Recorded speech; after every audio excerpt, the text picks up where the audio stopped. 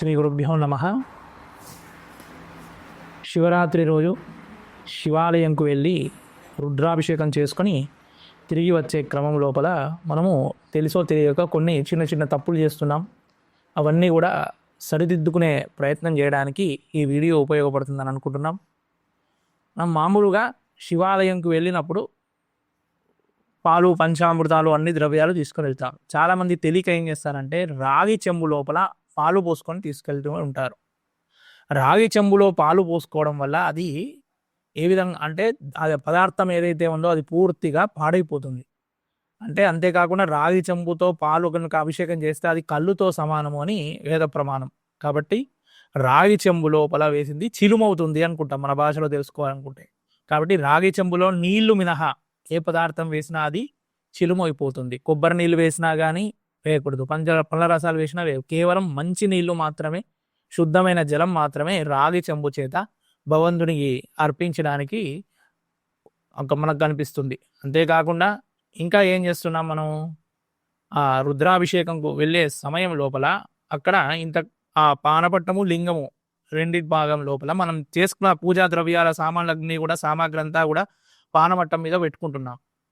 పానమట్టం మీద ఎటువంటి సామాగ్రి ఉంచకండి. అదంతా కూడా శక్తి స్వరూపం, అమ్మవారు, సాక్షాత్తు అమ్మవారు. లింగంలో రెండు భాగాలు ఉంటాయి, సగం అమ్మవారు, సగం స్వామివారు, సగం కంటే ఎక్కువే అమ్మవారు.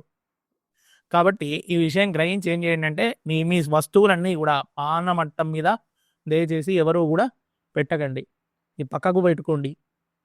అంతేకాకుండా ఇంకొక విషయం, మీరు స్వామివారి ప్రసాదంగా మీకు పూలే కానీ పండ్లే కానీ ఏవైనా వస్తువులు ఇస్తారు, పూలు ఇస్తారు, పూల దండలు ఇస్తారు.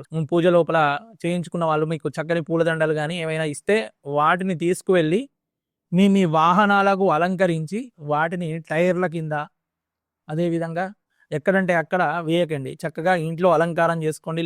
లేదంటే పక్కగా మీ మెడలో వేసుకున్న తర్వాత కాసేపటికి చెట్ల దగ్గర వేయండి. అంతేకాని ఇక్కడ ఈ వాహనాలకు అలంకారం చేసి అవి అక్కడ ఇక్కడ పడిపోయి ఆ టైర్ల కింద అక్కడ ఇక్కడ పడిపోవడం వల్ల లేని దోషం. శివ నిర్మాల్యం ఎక్కడంటే అక్కడ పడిపోతే అది మహాదోషం. కాబట్టి ఆ విషయాన్ని గ్రహించండి. అంతేకాకుండా శివాలయంకు వెళ్ళినప్పుడు అక్కడ కాస్త సంయమనం పాటించండి.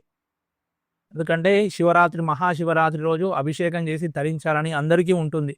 కాబట్టి ఆ విషయం లోపల అందరూ మనం ఏ విధంగా అయితే వచ్చామో సాటి వ్యక్తి అందరూ కూడా అదే విధంగా వస్తారు. కాబట్టి అక్కడ ఓపిక చేత సంయమనం పాటించి ఆయా విషయాలను గుర్తుంచుకొని శివునికి అభిషేకం చేసి స్వామి యొక్క అనుగ్రహాన్ని పొందండి. హర నమ పార్వతీపతయే, హర హర మహాదేవ.